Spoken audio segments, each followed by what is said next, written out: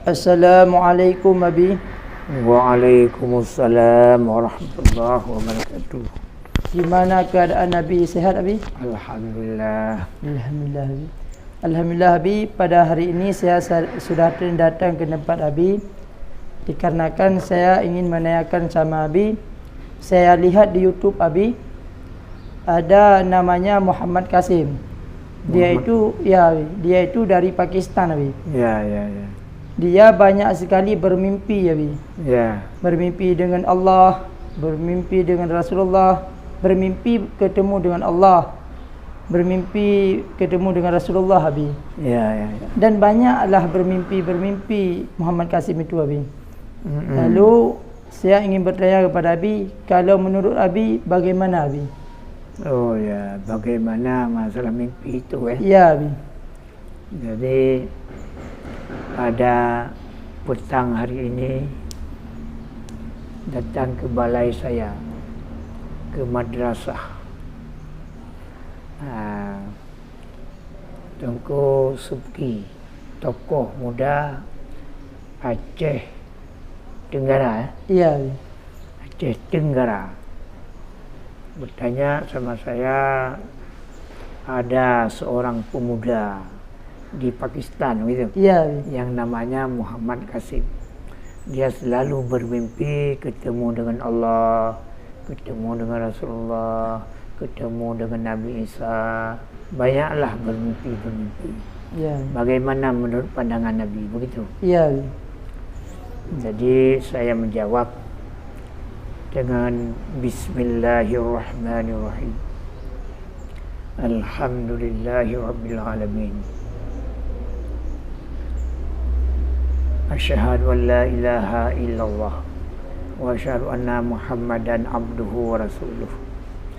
Allahumma salli ala Sayyidina Muhammadin wa ala alihi wa sahbihi ajma'in. Allahumma a'izzal Islam wal muslimin wa khzulil kafarata wal mubtadi'ata wal musyrikin. Allahumma ya aziz ya hakim ya karim ya rabbal mu'minin. Amma ba'du ya ibadallah. Saya menjawab menurut ilmu yang saya memiliki. Memang bermimpi, ada hadis bermimpi ini daripada orang yang saleh. Itu bahagian 46 daripada wahyu. Artinya ada benarnya jika yang bermimpi itu orang yang saleh, orang yang mengabdi kepada Allah. Ini masalah, bukan masalah takbir mimpi. Karena mimpi, ada mimpi yang harus ditakbirkan. Karena mimpi itu ibarat. Jangan kalau dalam mimpi saya itu maknanya saya juga, belum tentu. Kalau namanya bermimpi pohon, belum tentu pohon. Kalau bermimpi air sungai, belum tentu air sungai. Karena bermimpi itu berhajat kepada takbir. Jangan salah-salah takbir. Kembali kepada bermimpi dengan berbicara dengan Allah. Bagaimana ini saya heran juga, bagaimana seorang Muhammad Qasim bisa berbicara dengan Allah, sedangkan alam Allah tidak berhuruf, tidak bersuara seperti suara kita manusia. Karena menurut kita dengar, Muhammad Qasim ini tidak punya ilmu, tidak punya guru. Yang gurunya bersasilah guru, artinya guru yang mursyid, yang sampai kepada Rasulullah, yang tumbus nur daripada baginda Rasul sampai kepada dia. Itu yang saya lihat di YouTube. Tidak ada guru yang seperti itu. Dia bermimpi-mimpi saja. Itu menurut saya lihat di YouTube kalau betul. Bagaimana kita bisa membuktikan kita bermimpi, bertemu atau berkalam dengan Allah. Memang ada dalam kitab Tajul Muluk, bermimpi bertemu dengan Allah. Ini habitatnya bukan seperti kita. Ini masalah. Kalau kita tidak mampu menerjemahkan, ini tolong jangan dibicarakan sama lain. Ini masalahnya, karena ada hukum tersendiri tentang takbir mimpi. Seperti Nabi Allah Yusuf bermimpi, dia lihat bulan, matahari, bintang sujud kepadanya. Bukan bulan, bukan bintang. Rupanya takbirnya keluarganya dan ayahnya.